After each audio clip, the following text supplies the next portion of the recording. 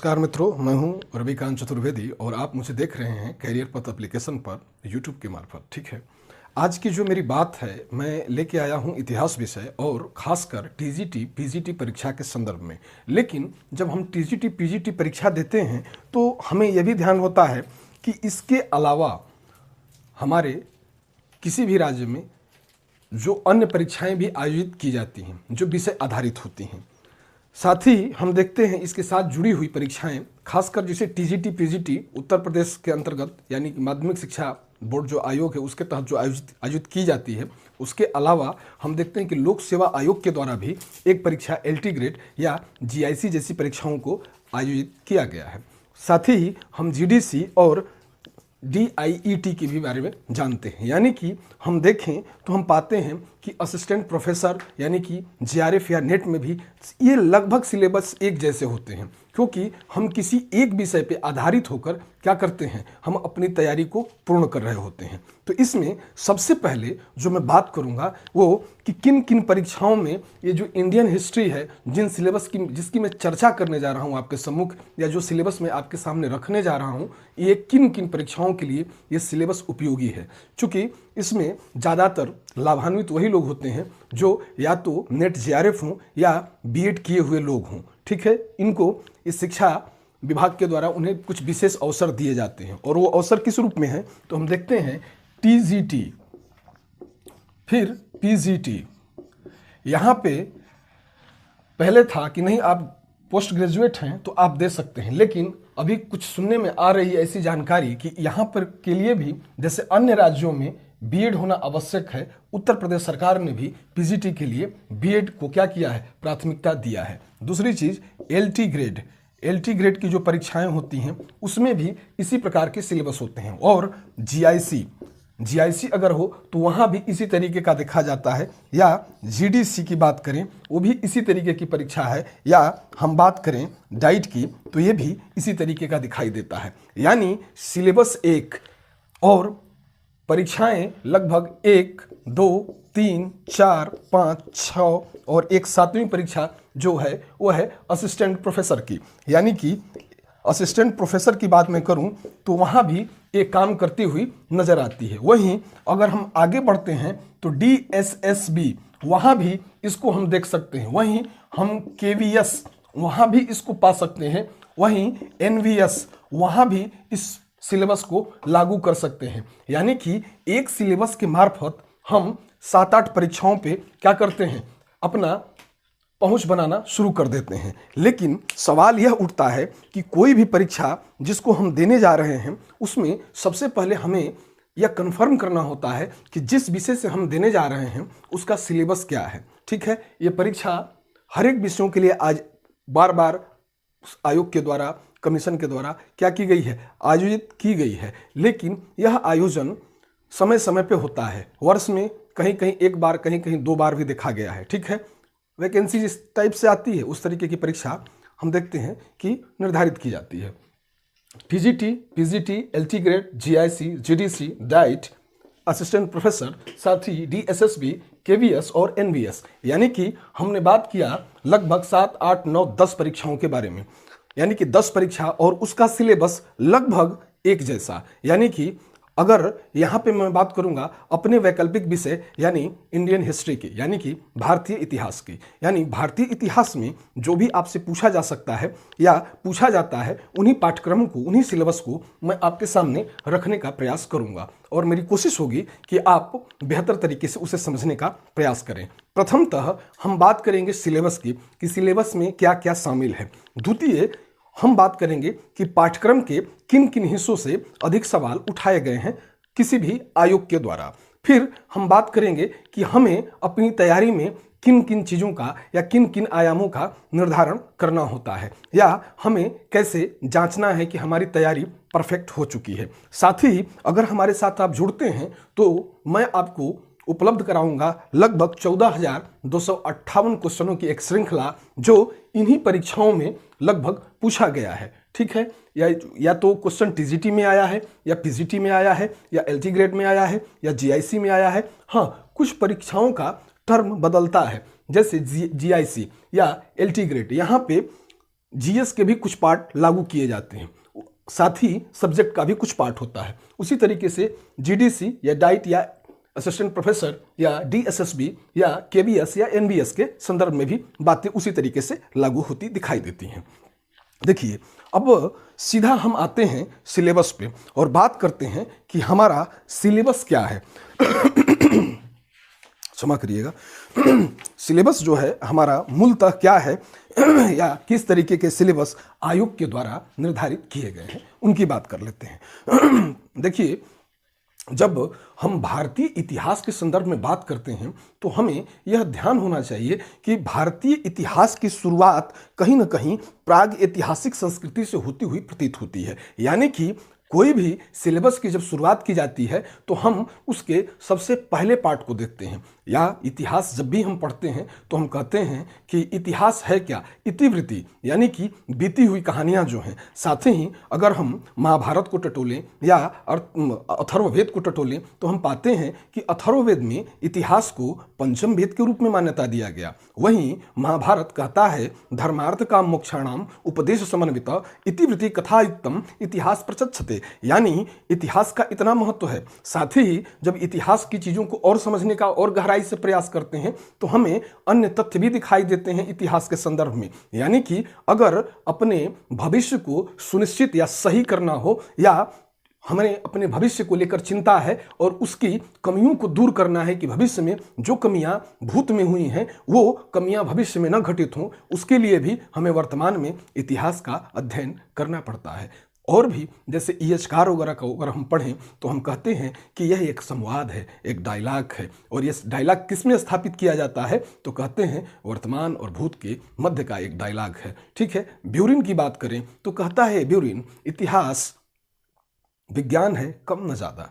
ठीक, साथ ही इस तरीके के तमाम तथ्यों से इतिहास भरा पड़ा है। लेकिन बेसिकली इतिहास में हमें क्या पढ़ना है, इस चीज को हमें समझ लेना ज्यादा जरूरी प्रतीत होता है। देखिए, इतिहास जब हम पढ़ने जाते हैं तो सबसे पहले हम आदिम इतिहास की बात करते हैं। यानी जब इतिहास को हम पढ़ते हैं तो अपने इतिहास को हम मूल 3 भागों में बांट लेते हैं। प्रथम भाग को हम प्राचीन भारत कहते हैं, द्वितीय को मध्यकालीन भारत कहते हैं और तृतीय को आधुनिक भारत कहते हैं। देखिए, ये इतिहास का कोई एनालिटिकल कोई बंटवारा नहीं है, कोई डिवाइडेशन नहीं है जो कि किस आधार पे हो कि नहीं इसको बहुत काफ़ी एनालिसिस करके लाया गया है। नहीं, बिल्कुल नहीं। अध्ययन की सुविधा के लिए महज इनको बांट दिया गया है। ठीक है, उसमें अध्ययन में सबसे पहले हम बात करते हैं प्राचीन इतिहास की, यानी आदिम इतिहास की, कि आदिम इतिहास हमारा किस तरीके का दिखाई दे रहा है। तो आते हैं सिलेबस पे सीधा। ठीक है, इन परीक्षाओं को आप समझ गए होंगे। एक बार पुनः TGT, PGT, LT grade, GIC, GDC, DIET, assistant professor, DSSB, KBS and NBS, इन लगभग 10 परीक्षाओं पे हम एक साथ काम करने जा रहे हैं। यानी 10 परीक्षाओं के जो भी अभ्यर्थी हों वो हमारे कक्षा कार्यक्रम से लाभ ले सकते हैं, और उनको जो पाठ्यक्रम मैं अभी बताने जा रहा हूं, जो डिस्कस करने जा रहा हूं, वो तो फ्री ऑफ कॉस्ट है। ये यूट्यूब पे है या हमारे चैनल पे भी है, तो आप वहां भी देख सकते हैं। ठीक है, तो अभी फिलहाल पाठ्यक्रम पे आ जाते हैं, सिलेबस पे आ जाते हैं, देख लेते हैं कि सिलेबस में क्या क्या कहा गया है और किन किन चीज़ों से प्रश्न ज़्यादा पूछे गए हैं। तो आइए,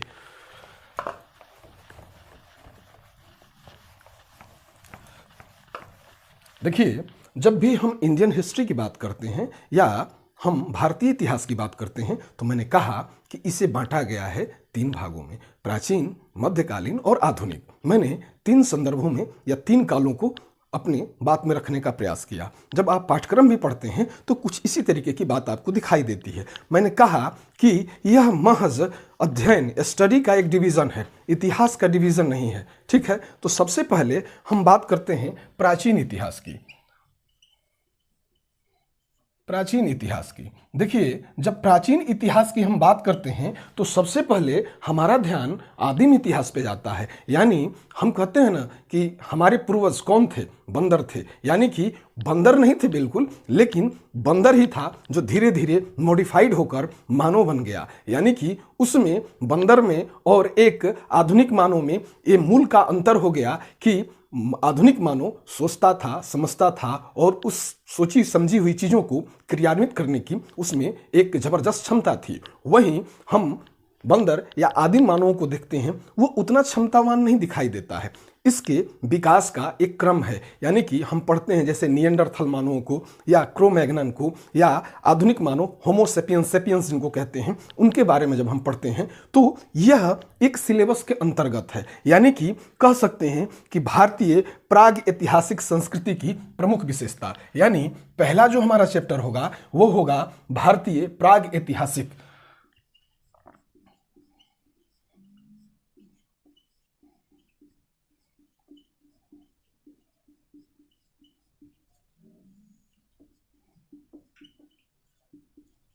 संस्कृति की विशेषता। ठीक, ये पहला है। दूसरा, जब हम आते हैं तो हम पाते हैं कि दूसरे चैप्टर में इन्होंने रख दिया है सिंधु घाटी सभ्यता की प्रमुख विशेषता।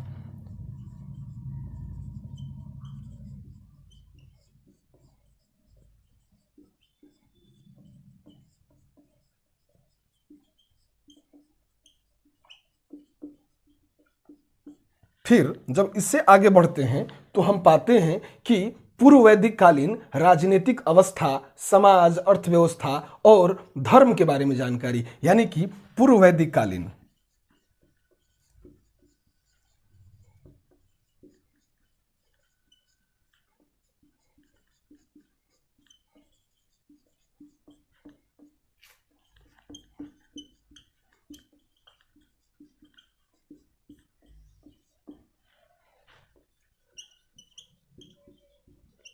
मैंने कहा यहाँ पर सबसे पहले प्राग, यहाँ पे भारतीय प्राग जो ऐतिहासिक संस्कृति की विशेषता, दूसरा सिंधु घाटी सभ्यता की प्रमुख विशेषता और तीसरा पूर्व वैदिक कालीन समाज, धर्म व अर्थव्यवस्था की विशेषताएं। लेकिन हम जानते हैं कि वैदिक काल का डिवीजन दो कालों में किया गया है, एक पूर्व वैदिक और दूसरा उत्तर वैदिक। यानी कि उत्तर वैदिक काल में जो परिवर्तन के तत्व हैं उनको भी अध्ययन, यानी यही लिख लेंगे कि उत्तर वैदिक काल में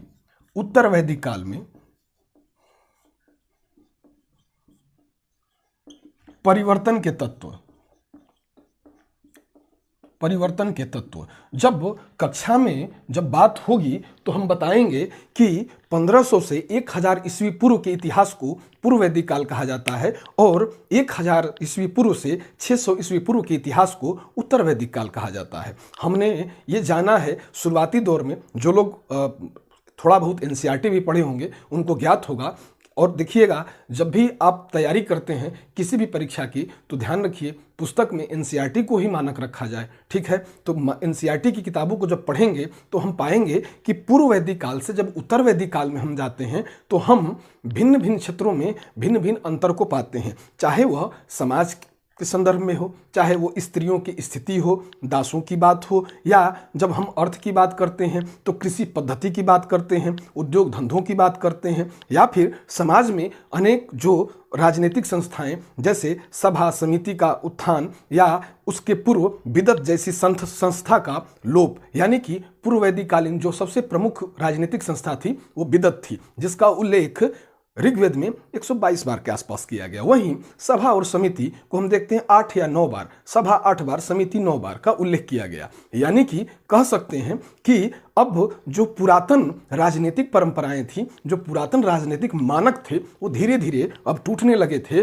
और उनकी जगह पर कुछ नवीन संस्थाओं ने जन्म लेना शुरू कर दिया था। साथ ही जब हम वर्ण व्यवस्था पढ़ते हैं तो हम कहते हैं कि जो पूर्व वैदिक काल की वर्ण व्यवस्था है वो कैसी दिखाई दे रही है, वो वर्ण आधारित है, यानी कि वो व्यवसाय आधारित है। लेकिन जैसे ही हम उत्तर वैदिक काल में जाते हैं तो हम क्या पाते हैं कि यह व्यवस्था अब चरमराने लगी, अब यह व्यवस्था थोड़ी अलग होने लगी। यानी अब जो था वर्ण व्यवस्था, अब उसका आधार कार्य न होकर अब उसका आधार जन्म हो गया। यानी पहले कहता है ऋग्वेद आप पढ़ेंगे 10वां मंडल पुरुष सूक्त प्रथम मंत्र ब्राह्मणस्य मुखमासीद बाहु राजन्यकृत उरुदरस्य यदवश्य पदाभ्यम शूद्रो अजायत, यानी कि वो कॉन्सेप्ट अब टूट गया उत्तर वैदिक काल में। अब ब्राह्मण का पुत्र ही ब्राह्मण, क्षत्रिय का पुत्र क्षत्रिय, वैश्य का पुत्र वैश्य और शूद्र का पुत्र शूद्र, यानी कि एक वर्ग उत्तर वैदिक काल तक आते आते हाशिए पे जाने लगा, उसे शूद्र कहकर संबोधित किया गया और बार बार समाज में उसकी स्थिति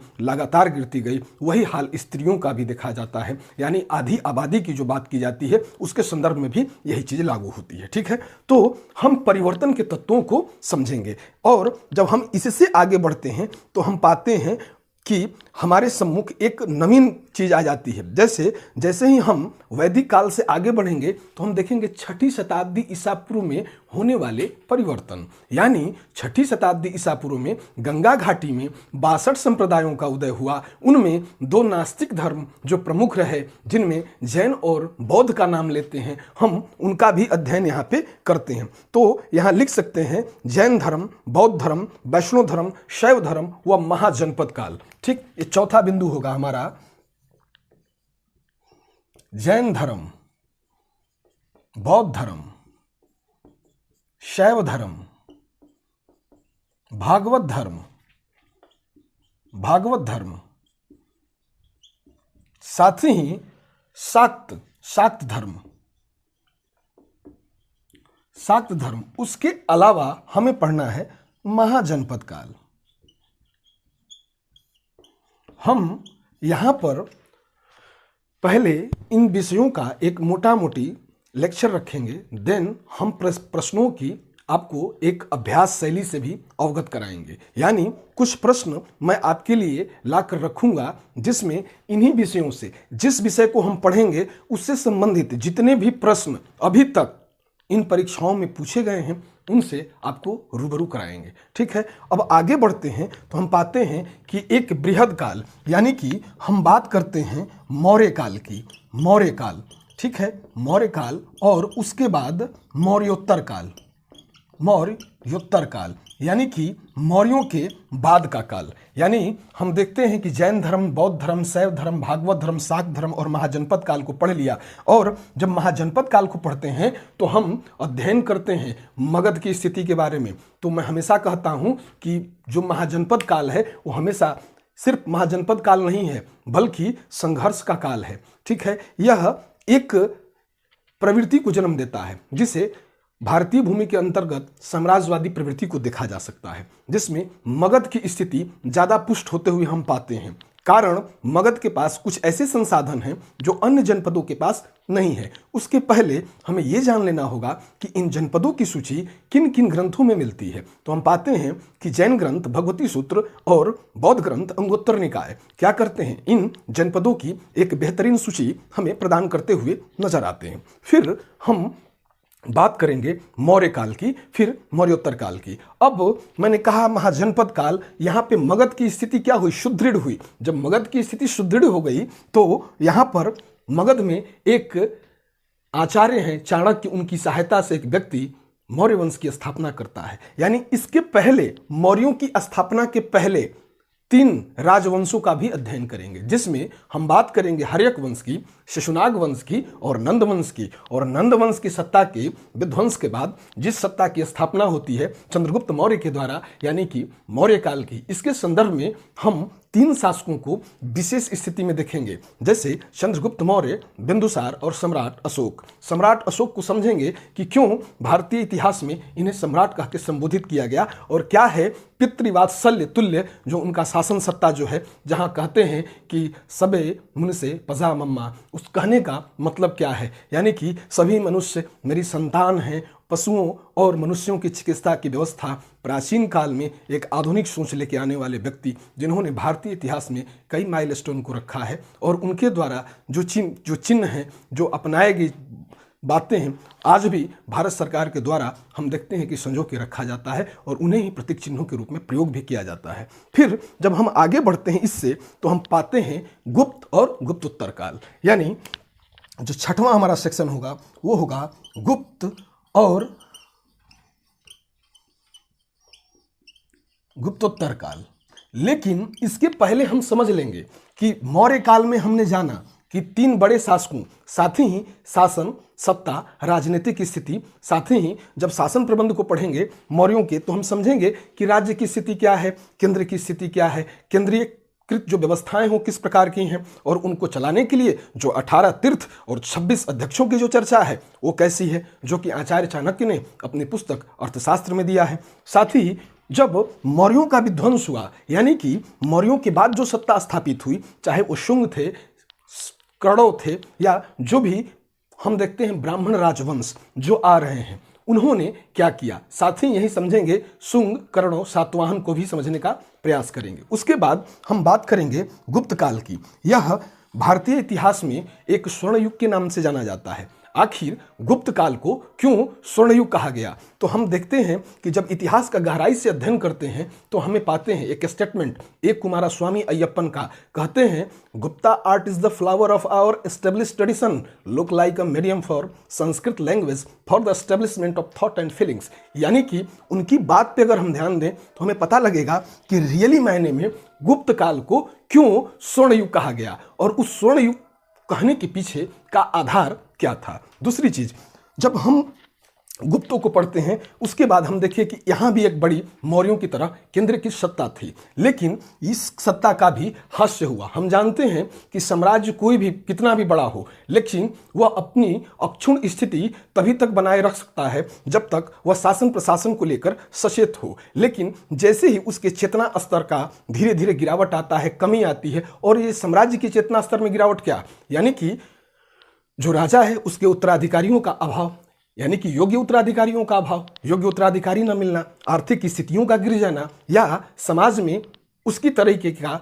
अन्य मानक स्थापित होने लगना, या जनता की जो जरूरत होती है उसको पूरा न कर पाना, या राजा के द्वारा प्रजा के हितों को न समझ पाना, ये तमाम बिंदु कहीं न कहीं समाज के विध्वंस होते हुए प्रवृत्ति क्यों ही प्रदर्शित करते हैं। अब यहां पे भी वही हाल हुआ कि मौर्यों के साथ मौर्योत्तर काल, गुप्तों के साथ गुप्तोत्तर काल। लेकिन जब गुप्तोत्तर काल से हम आगे बढ़ेंगे तो हम समझेंगे कि भारतीय इतिहास में अन्य क्या बदलाव आए। ठीक यहीं इसको स्टॉप करेंगे और आगे बढ़ेंगे तो हम बात करेंगे दक्षिण भारत के इतिहास पे, खासकर चोल काल पे। यानी कि जो हमारा अगला बिंदु होगा, यानी जो हमारा 7वां बिंदु होगा वो होगा चोल काल। यानी हम जानेंगे कि कौन है चोल और चोलों को क्यों समुद्री शक्ति के रूप में या स्थानीय शासन या प्रशासन के रूप में इनकी जो महती भूमिका है उसमें इनका क्या योगदान है उसको समझने का प्रयास करेंगे। ठीक है, यानी कि यहां पे देखेंगे राजराज प्रथम की उपलब्धियां,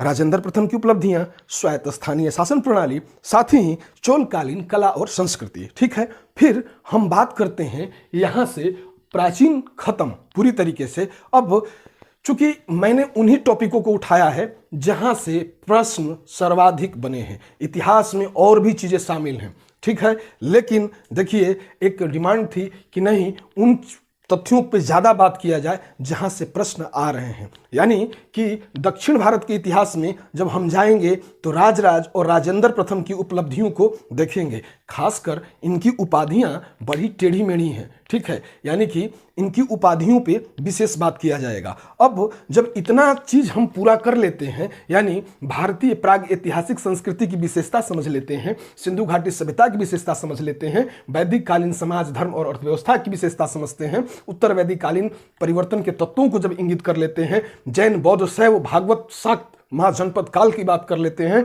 और मौर्य और मौर्योत्तरों की बात करते हैं, गुप्त गुप्तोत्तर की बात करते हैं, दक्षिण भारत में चोलों की स्थिति की बात कर लेते हैं, तो हमारा लगभग प्राचीन इतिहास परिपूर्ण होता नजर आता है। लेकिन जब दक्षिण भारत के इतिहास को पढ़ते हैं तो यहाँ चोल काल, लेकिन इसके साथ ही साथ चोलों के साथ हमें अध्ययन करना होगा किसको, पल्लव को। पल्लव कौन है, चोल कौन है, राष्ट्रकूट कौन है, इनके अध्ययन की भी बात यहीं समाहित की जाएगी। यानी दक्षिण भारत के इतिहास को यहां पे समाहित किया जाएगा, बताया जाएगा आपको कि क्या है उनकी मंदिर संस्कृति, किस तरीके से वो पल्वित होती हुई आगे बढ़ रही है। यानी प्राचीन में इतनी बातें। साथ ही अब इससे आगे जब बढ़ेंगे तो हम पढ़ेंगे क्या, हम पढ़ेंगे या जानेंगे विदेशी आक्रमण को या विदेशी आक्रमण की स्थिति। यानी हम जानेंगे अरबों का आक्रमण तथा उसका प्रभाव भारत पे क्या पड़ा। साथ ही जब हम अरब आक्रमण पढ़ लेते हैं तो हमारे जहन में तुरंत उसके बाद की चीज़ें आ जाती हैं। जैसे जैसे अरब आक्रमण, मोहम्मद बिन कासिम, ठीक है, पहला बार मुस्लिम आक्रमण। उसके बाद जब हम आगे बढ़ते हैं तो गजनवी के आक्रमण और उसके प्रभाव को पढ़ते हैं। और गजनवी के आक्रमण भारत में 1 नहीं 2 नहीं 3 नहीं बल्कि 17 बार हुए। तो उन आक्रमणों का क्या इम्पैक्ट भारतीय इतिहास में रहा और किन किन चीज़ों से इस्लाम भारतीयों से परिचित रहा और भारत इस्लाम के किन किन पहलुओं से परिचित हुआ, उसको समझे जाने की आवश्यकता होगी। दूसरी, मोहम्मद गोरी का आक्रमण और उसके प्रभाव को समझने का प्रयास करेंगे कि मोहम्मद गोरी का आक्रमण या उसका प्रभाव क्या रहा है, उसको समझने का हम प्रयास करेंगे। ठीक है, तो यहाँ पे बात इसको हटाते हैं और पुनः आपको मध्यकालीन इतिहास के संदर्भ में कुछ जानकारी प्रस्तुत करते हैं। ठीक है, तो आते हैं यहाँ, देखते हैं मध्यकालीन इतिहास को।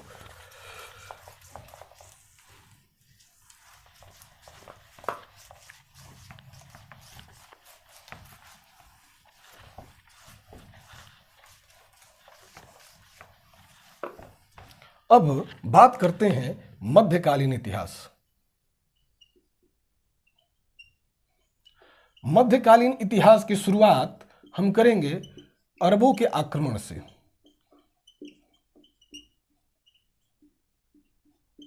अरबों के आक्रमण से, ठीक है।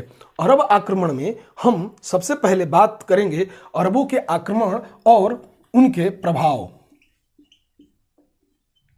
कोई भी आक्रमण कहीं भी होता है तो एक गहरा इंपैक्ट छोड़ रहा होता है या गहरे इंपैक्ट की बात करता है। ठीक है, तो वो गहरा इंपैक्ट क्या था उसको समझने का हम प्रयास करेंगे। दूसरा, यहाँ पे गजनवी के आक्रमण और उसका प्रभाव।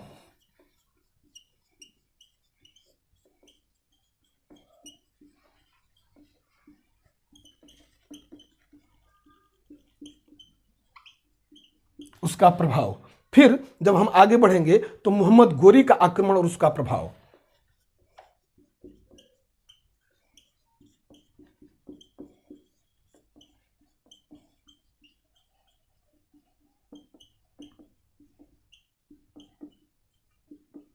उसका प्रभाव। फिर जब हम आगे बढ़ते हैं तो हम पाते हैं कि मोहम्मद गोरी इन पिछले आक्रांताओं की भांति नहीं है, ना वो मोहम्मद बिन कासिम की तरह भारत पे के क्षेत्रों को लूटकर अपने यहाँ ले जा रहा है, ना ही गजनवी की तरह, बल्कि मोहम्मद गोरी ने भारतीय स्थिति को सही सही समझ लिया था और उसने भारत के क्षेत्रों को अस्थायी रूप देने का प्रयास किया था। और इसी क्रम में दिल्ली सल्तनत की स्थापना होती है उसके पास। जैसे जब मोहम्मद गोरी को पढ़ेंगे हम तो हम जानेंगे कि कौन है एल्दोज, कौन है कुबाचा, कौन है कुतुबुद्दीन ऐबक, कौन है बख्तियार खिलजी। इन 4 मातहतों के तहत उसने भारत के भिन्न भिन्न क्षेत्रों पे जो कब्जा किया या उनमें नई शासनिक या प्रशासनिक प्रणाली शुरू की गई, तो उसका जो आधार था, इस्लामिक आधार, वो क्या है और वो किन चीज़ों पे टिका हुआ है। हम समझेंगे कि क्या है कुरान, क्या है हदीस, क्या है इज्मा, क्या है कयास, यानी कि इन बिंदुओं पे भी बात करेंगे। साथ ही जब इससे हम आगे बढ़ते हैं तो हम पाते हैं कि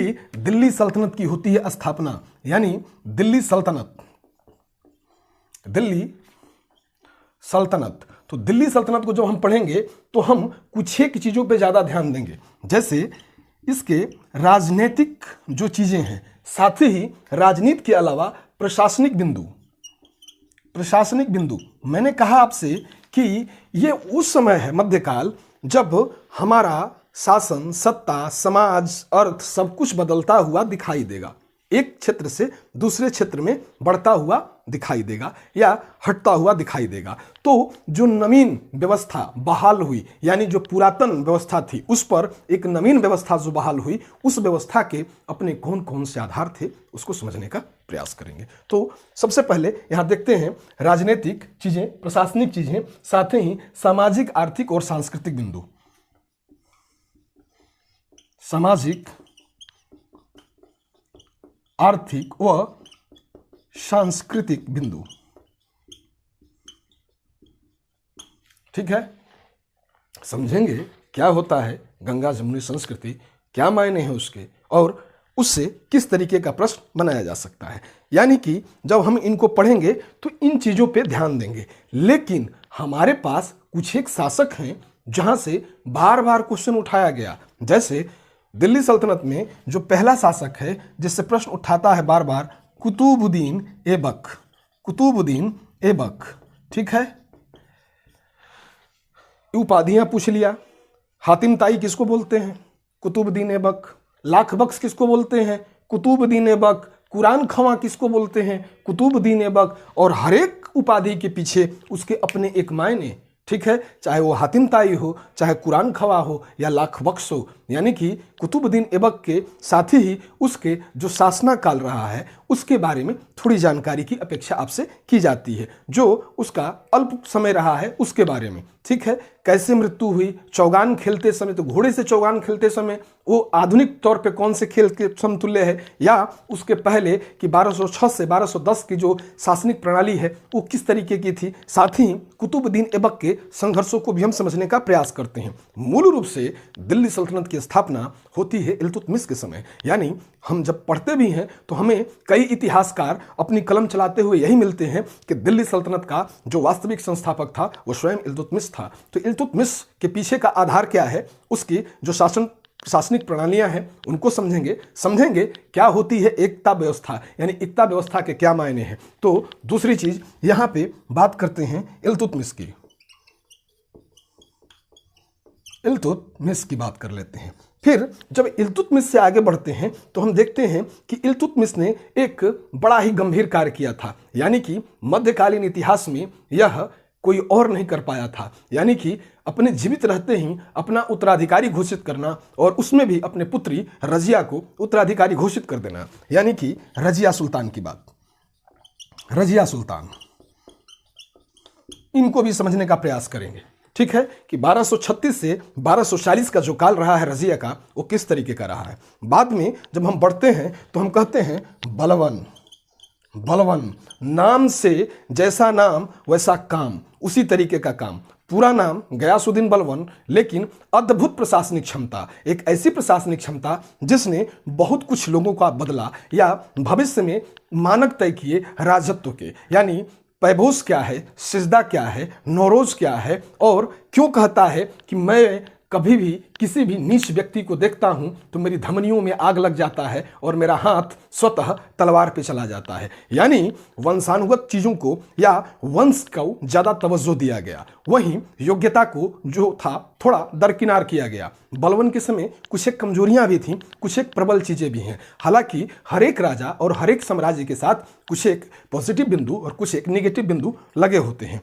अगर उसके पॉजिटिव बिंदु ज्यादा होते हैं तो साम्राज्य की गतिशीलता कुछ दूर तक होती है या देर तक चलती है। वहीं अगर उसके नेगेटिव बिंदु या नेगेटिव एस्पेक्ट ज्यादा जुड़ जाते हैं तो साम्राज्य बहुत जल्दी शिथिल हो जाता है या जर्जर होकर गिरने लगता है, और उसी को हम लोग पतन कहते हैं। तो यहाँ पे बलवन को पढ़ेंगे, और बलवन के बाद जब हम आगे बढ़ेंगे तो हम बात करेंगे अलाउद्दीन खिलजी की। यानी कि इसके पहले भी एक शासक है जलालुद्दीन, लेकिन जलालुद्दीन का अध्ययन करेंगे, लेकिन हमारे टॉपिक में जो सबसे ज़्यादा हिट वही होगा जो हम मैं लिख रहा हूं, क्योंकि इनसे क्वेश्चन बनाए गए हैं। और विश्वास करिए, मैंने जो कहा आपको कि प्रश्नों की एक श्रृंखला मैं आपको दूंगा, उसमें आप पाएंगे कि चाहे वो जीआईसी की परीक्षा हो या एलटी ग्रेड हो, टीजीटी हो, पीजीटी हो, या जीडीसी हो, या डाइट की परीक्षा हो, या हम कह सकते हैं केवीएस वाला हो या एनवीएस वाला परीक्षा हो, हर एक परीक्षा में इनको ज्यादा मानक दिया गया, इनको ज्यादा तवज्जो दिया गया है। उसके पीछे का कारण हम समझेंगे जब इतिहास को समझना शुरू करेंगे,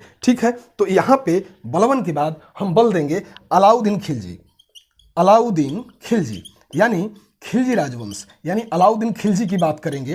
राजवंश की स्थापना जलालुद्दीन के द्वारा अलाउद्दीन ने धोखे से कैसे साम्राज्य प्राप्त किया और कैसे 4 खानों के मार्फत शासन सत्ता शुरू किया। यहाँ बताएंगे कि कौन है अल्प खान, कौन है नुसरत खान, कौन है उलूग खान और कौन है जफर खान। यानी कि हमेशा आप देखते होंगे कि बार बार पूछता है कि मंगोल आक्रमण में कौन खान मारा गया, अलाउद्दीन का।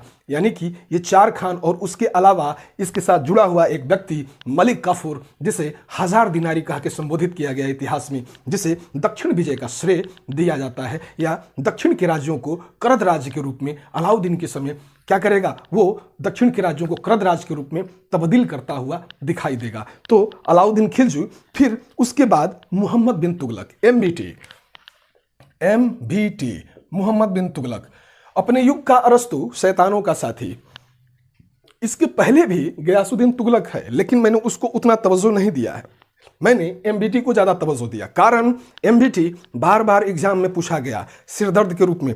इसके साथ कई चीज़ें जुड़ी हुई हैं, जैसे रक्त पिपासु या कहे पगला सुल्तान, जैसे एल्फिंस्टन कहते हैं। उसी तरीके से एमबीटी के बारे में तमाम तरीके की अवधारणाएं, अपने युग का अरस्तु शैतानों का साथी, या तमाम तरीके की बातें, या एमबीटी के द्वारा जो राजधानी परिवर्तन था, या द्वाब में जो कर वृद्धि थी, या अग्रिम सेना की जो भर्ती थी, या सांकेतिक मुद्रा का जो चलन था, उनको यहाँ पे हम समझने का प्रयास करेंगे।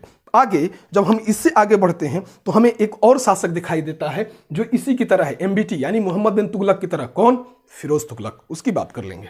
एफएसटी दूसरा, यहाँ पे एफएसटी फिरोज शाह तुगलक, इसकी बात करेंगे। देखिए, एमबीटी कहने का तात्पर्य है मोहम्मद बिन तुगलक, और एफएसटी यानी कि फिरोज शाह तुगलक, कहने का मतलब यह है इसके द्वारा जो भी सार्वजनिक हितों के लिए जो कार्य किए गए, उन कार्यों पे हम बात करेंगे आपसे। साथ ही हम बताएंगे कि क्या है दीवाने बंदगान, क्या है इसी तरीके के, क्या है अमीरे कोही, क्या है सोनधर, इस तरीके की चीज़ों को यहाँ पे हम लोग चर्चा करेंगे। यानी कि इनके संदर्भ में खासकर योजना परियोजना और इनके संदर्भ में इनके 4-5 जो बड़े अभियान हैं उनको समझेंगे। कहते हैं कि मोहम्मद बिन तुगलक का एक भी अभियान अगर सही से सफल हो गया होता तो इतिहास में लोग कहते कि मोहम्मद बिन तुगलक महान, ना कि अकबर महान, क्योंकि मोहम्मद बिन तुगलक कहीं ना कहीं जरूर अपने आगे की सोच रखने वाला शासक था। यानी भारतीय उपमहाद्वीप से बाहर निकलकर आक्रमण की स्थिति हो या फिर भारत में लाने वाले जो नवीन तत्व हो, चाहे वो सांकेतिक मुद्रा का प्रचलन हो या राजधानी परिवर्तन हो, इन सब के पीछे मोहम्मद बिन तुगलक के अपने स्वयं लॉजिक थे। और विश्वास करिए, दिल्ली सल्तनत जब आप पढ़ेंगे तो आप पाएंगे कि जितनी भी दिल्ली सल्तनत में शासक हुए हैं या जितने भी शासक हुए, उनमें सबसे जबरदस्त और सबसे पढ़ा लिखा व्यक्ति ये एमबीटी ही मिलेगा आपको, मोहम्मद बिन तुगलक। जब बताएंगे कि कितनी भाषाएं, कितने विषय और कितनी चीज़ों का जानकार है, फिर भी इतिहास में अपनी असफल योजनाओं के कारण पगला सुल्तान या रक्त पिपासु या अपने युग का अरस्तु या शैतानों का साथी कह के बार बार संबोधित किया गया। कौन? मोहम्मद बिन तुगलक। अब इसके बाद हम बात कर लेते हैं तैमूर के आक्रमण की, कि यहाँ पे एक बड़ी घटना घटी, तैमूर का आक्रमण। जब हम पढ़ते हैं 1398 ईस्वी की बात, तो 1398 में हम देखते हैं कि तुगलक वंश का एक शासक है और लास्ट शासक है।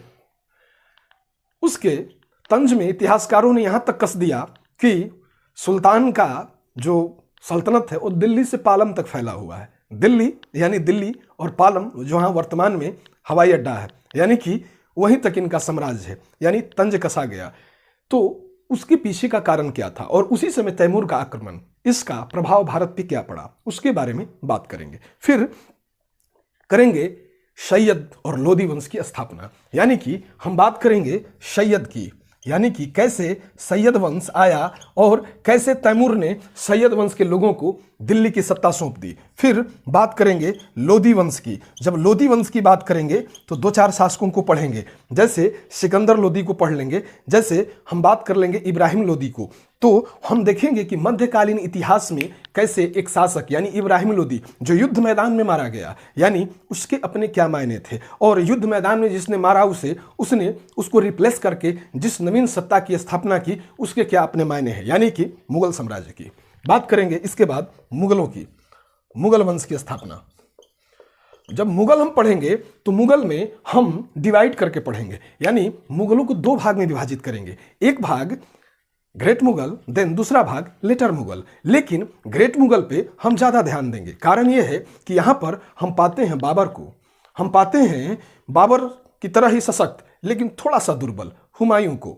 हुमायूं कहते हैं कि हुमायूं का मतलब होता है भाग्यशाली, यानी भाग्य वाला, लेकिन हुमायूं जिंदगी भर लड़खड़ाता रहा और लड़खड़ाते हुए गिरकर एक दिन सीढ़ियों से, यानी कि दीन पनाह की सीढ़ियों से गिरकर मर गया। नशे का आदी, अफीम का शौकीन और तमाम तरीके के आमोद प्रमोद में व्यस्त रहने वाले हुमायूं को समझेंगे। लेकिन कहते हैं ना कि गुदड़ी में लाल उत्पन्न होता है, यानी हुमायूं के उसी पुत्र को जिसे इतिहास में महान कह के संबोधित किया गया, उसके बारे में समझेंगे, यानी सम्राट अकबर को समझेंगे। उसके बाद हम अकबर के बाद बात करेंगे जहांगीर की, फिर बात करेंगे शाहजहां की, देन बात करेंगे औरंगजेब की। यानी कि हमारे इन क्रम में, यानी कि ग्रेट मुगल में लगभग बाबर, हुमायूं, अकबर, जहांगीर, शाहजहां और लास्ट में छठवां शासक आलमगीर औरंगजेब को हम शामिल करेंगे। और वहां पर होने वाले प्रशासनिक, राजनीतिक और आर्थिक जो परिवर्तन हैं जो सल्तनत काल में चले आ रहे थे, उनसे इतर एक नवीन व्यवस्था जो बहाल हुई, जो कि अरब, तुर्क और जो भी अफगान शैली के एक मिश्रण के रूप में देखी गई। उस मिश्रण में कौन सी चीज़ें कहाँ क्या क्या शामिल हैं। अगर राजभाषा फारसी है तो फारसी के पीछे का तर्क क्या है। आप देखेंगे कि तुर्कों के आगमन के समय एक अलग तरीके की संस्कृति और मुगलों की स्थापना के समय एक अलग तरीके की सांस्कृतिक समन्वय की स्थिति दिखाई देगी, और वहीं से सवाल कहीं ना कहीं उठाए जाते हैं। साथ ही इनके विभागों, इनके द्वारा जो विभाग या पोर्टफोलियो जो निर्धारित किया गया शासन प्रशासन के लिए, उनमें क्या क्या बदलाव आए उनको भी समझने का यहाँ प्रयास करेंगे। यानी कि हम जब मुगलों को पढ़ेंगे तो लेटर मुगल और ग्रेट मुगल, सबसे पहले great Mughal then later Mughal, और जब लेटर मुगल में पढ़ेंगे तो वहाँ पे हमारी स्थिति चलती रहेगी लगभग 1857 तक। यानी 1757 में आकर हम क्या करेंगे, वहां पे स्टॉप कर देंगे मामला, और वहां से हम आधुनिक भारत को एक अलग परिप्रेक्ष्य में समझने का प्रयास करेंगे। लेकिन उसके पहले हमें कुछ एक चीजों से गुजरना होगा। जैसे मध्यकालीन संस्कृति में हम देखते हैं कि इनकी धार्मिक नीतियां क्या हैं, सूफीवाद क्या है, भक्ति आंदोलन क्या है, या कला या स्थापत्य या साहित्य में जो बदलाव आए, जो तब्दीलियत आई, वो किन किन स्तरों पे थी, उनको समझने का प्रयास करेंगे। फिर जब हम इससे आगे बढ़ेंगे तो मध्यकाल के अन्यत्र विविध पक्षों को भी समझने का प्रयास करेंगे। और इसके बाद शुरू होता है हमारा आधुनिक इतिहास। आधुनिक इतिहास यानी जब भी अब यहां से हटा रहा हूं और आधुनिक इतिहास की बात बता रहा हूं कि क्या क्या इसमें समझा जाएगा। जब आधुनिक इतिहास हम समझेंगे तो सबसे पहले हम बात करेंगे पीडीईडीएफ। अब सोचेंगे आप कि आप पीडीईडीएफ क्या कह रहे हैं। तो देखिए, जब हम आधुनिक इतिहास की बात करते हैं तो उसमें ईस्ट इंडिया कंपनी के विस्तार की बात करते हैं, ईआईसी, ठीक है। पीडीईडीएफ यानी कि जो यूरोपीय भारत में आए उनके आगमन का क्रम क्या रहा। यानी कि हम कह सकते हैं कि पुर्तगाली, फिर कहते हैं पीडी यानी कि डच, पीडीई यानी कि इंग्लिश, फिर पीडीईडीएफ यानी कि डेनिश, देन फ्रेंच, यानी पीडीईडीएफ लास्ट में फ्रेंच आ जाएंगे। तो एक क्रम निर्धारित होता है। तो यूरोपियों के आगमन की बात करेंगे, लेकिन उसमें सबसे ज़्यादा जो प्रभावशाली रहा, जिसने भारत भूमि की कमजोरियों को समझा और यहाँ के संसाधनों का न केवल प्रयोग किया बल्कि उनका भरपूर स्तर पर दोहन किया, उनके बारे में बात करेंगे। यानी हम बात करेंगे ईस्ट इंडिया कंपनी के विस्तार। पहली चीज आधुनिक इतिहास में पहला ईस्ट इंडिया कंपनी का विस्तार।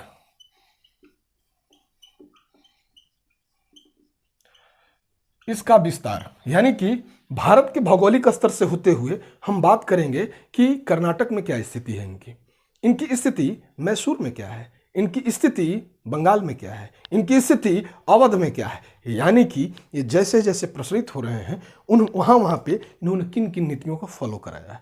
दूसरा, आधुनिक इतिहास में आधुनिक भारत के कृषि, उद्योग, धंधे और व्यापार की बात करेंगे। यानी दूसरा जो टॉपिक होगा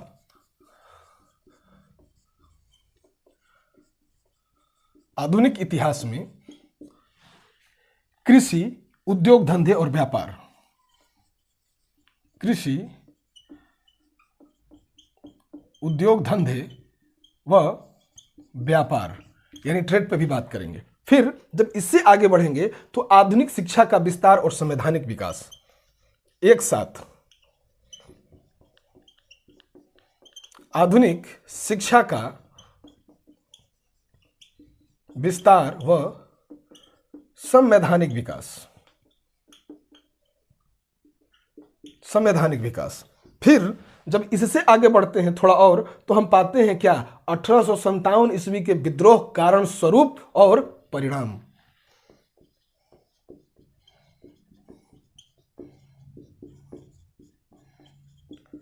कारण, स्वरूप और परिणाम, इन तीन बिंदुओं पे बात करेंगे, ठीक है। 1857 के संदर्भ में क्या है इनफील्ड राइफल, क्या है ब्राउन बैस, क्यों प्रयोग किया गया, 1857 के विद्रोह को क्यों विद्रोह कहा गया, आंदोलन क्यों नहीं कहा गया, और विद्रोह होता है तो आंदोलन से कैसे अलग होता है।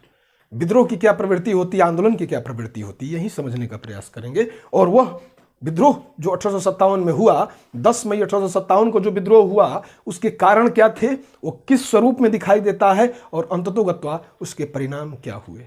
ठीक, इसके बारे में बहुत बड़ी बड़ी बातें हैं, इतिहास में समझने का प्रयास करेंगे, थोड़ा कुरेदेंगे, समझेंगे तथ्यों को कि आखिर ऐसा क्यों है। फिर जब आगे बढ़ते हैं तो हम पाते हैं 19वीं शताब्दी में भारतीय पुनर्जागरण, यानी कि 19वीं शताब्दी के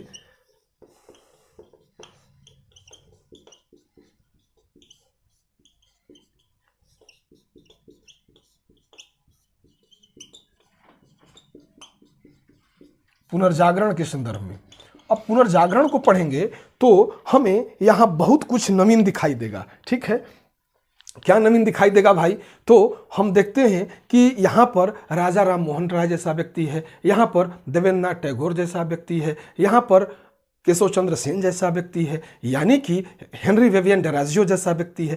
आखिर इनके क्या मायने थे, यानी कि पुनर्जागरण तथा जो सामाजिक धार्मिक सुधार आंदोलन था उनका क्या मायने था। पुनर्जागरण के संदर्भ में सामाजिक और धार्मिक सुधार आंदोलन।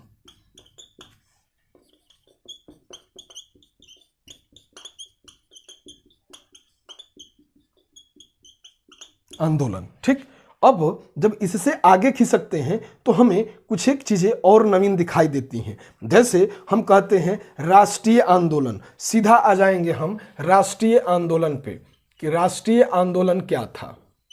यानी हमारा जो अगला टॉपिक होगा, यानी छठा टॉपिक होगा, वो राष्ट्रीय आंदोलन होगा। और राष्ट्रीय आंदोलन में हम बात करेंगे सविनय अवज्ञा की, हम बात करेंगे कि असहयोग क्या था, असहयोग और सविनय अवज्ञा में मूल अंतर क्या थे। यानी कि पहले असहयोग की बात, यानी कि गांधी के शुरुआती आंदोलन की बात, दूसरा सविनय अवज्ञा की बात, और बाद में तीसरा भारत छोड़ो मूवमेंट, भारत छोड़ो आंदोलन, इसकी बात करेंगे।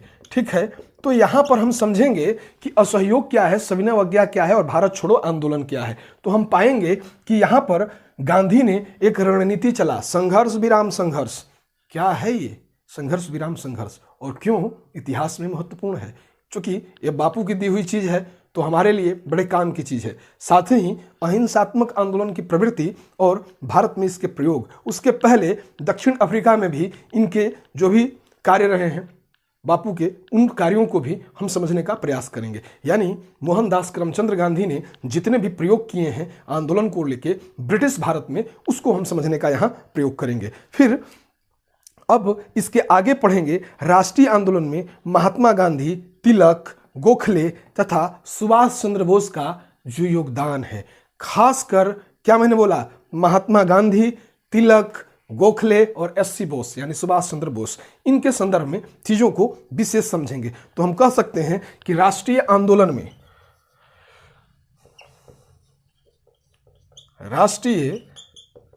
में कुछ एक पर्सनालिटी की जो भूमिका है, जैसे M.K. गांधी, साथ ही बीजी तिलक, बात करेंगे एससी बोस की, यानी कि कुछ एक जैसे गोखले की बात कर लेंगे। क्यों गोखले को पढ़ना है? क्योंकि जब गोखले को हम पढ़ना शुरू करेंगे तो बताएंगे कि गोखले की क्या मायने हैं। ठीक, क्यों हैं ये राजनीतिक गुरु, किसके? महात्मा गांधी के, उसके बारे में बात करेंगे। साथ ही समझेंगे कि कौन है गोखले का राजनीतिक गुरु। ठीक, आगे जब इससे आगे बढ़ते हैं तो हम पाते हैं स्वतंत्रता जो प्राप्ति हो रही है या जो स्वतंत्र भारत बन रहा है, उसमें क्रिप्स मिशन से लेके माउंट बेटन योजना तक के प्लान की बात। फिर जब आगे बढ़ेंगे तो देखेंगे स्वतंत्रता के बाद भारत की स्थिति लगभग 1950 तक की स्थितियों को समझने का प्रयास करेंगे। देखेंगे छोटी छोटी समितियां गठित हुई हैं, छोटे छोटे कार्य किए गए हैं, लेकिन वो छोटे कार्य हमारे लिए माइलस्टोन साबित हुए हैं, उनको भी समझे जाने की आवश्यकता। साथ ही जब आगे बढ़ेंगे तो एक साथ गवर्नर जनरल, वायसराय और पुनः गवर्नर जनरल, यानी गवर्नर कौन है, गवर्नर के क्या कार्य हैं, गवर्नर जनरल क्या होता है, वायसराय क्या होता है, और वायसराय से पुनः गवर्नर जनरल की यात्रा या गवर्नर जनरल तक की बात, उसको समझेंगे। साथ ही कृषि या कृषक आंदोलन या कृषि से जुड़ा हुआ कृषक आंदोलन या जनजातीय विद्रोह की बात करेंगे कि जनजातीय विद्रोह किस तरीके के दिखाई देते हैं। फिर क्रांतिकारी आंदोलन और विद्रोह, मैंने बताया था आप लोगों को पहले भी, जो पूर्व में मैं कक्षा लेता हूं तो हमेशा मैं बोलता हूं कि इनको क्रांतिकारी कहा जाता है या क्रांतिकारी आंदोलन या विद्रोह कहने के पीछे की राजनीति क्या है, ये बम पिस्टल की राजनीति क्या है, ये क्यों व्यक्तिगत लोगों को टारगेट करता है, क्यों एक सीमा से दूसरी सीमा में लांग कर क्या करता है, बदले की भावना, रिवेंज से प्रेरित है। यानी अगर आपने गलत किया है हमारे साथ तो आपकी हत्या की जाएगी। और पहली राजनीतिक हत्या क्यों महाराष्ट्र जैसे धरातल पर घटती है, क्यों रैंडर्स और आयरस की हत्या की जाती है। बाद में हम देखते हैं कि कैसे वो HRA या HSRA के रूप में दिखाई देता है, या भगत सिंह या चंद्रशेखर आजाद या पंडित बिस्मिल, इन तमाम लोगों को चर्चा करते हुए यहां दिखाई देंगे। आगे जब बढ़ेंगे तो क्रांतिकारी आंदोलन और विद्रोह की बात करेंगे कि क्या है क्रांतिकारी आंदोलन और विद्रोह। साथ ही आधुनिक भारत से जुड़े हुए जो छोटे मोटे तथ्य होंगे उनकी जानकारी दी जाएगी। मुझे आशा नहीं, पूर्ण विश्वास है कि आप लोगों ने मेरी बात को इतने समय तक बड़े इत्मीनान से सुना है। तो विश्वास करिए, इन टॉपिकों के मार्फत अगर आप चलते हैं हमारे साथ तो विश्वास करिए, जितने भी मैंने 10-11 परीक्षाओं के नाम लिए हैं वहाँ पे आप अपने आप को बेहतर स्थिति में पा सकते हैं, खासकर वे विद्यार्थी जो इतिहास से जुड़े हुए हैं। इस आशा और विश्वास के साथ आप हमारे साथ जुड़िए। बहुत बहुत धन्यवाद, आप लोगों ने जो मूल्यवान समय दिया। नमस्कार।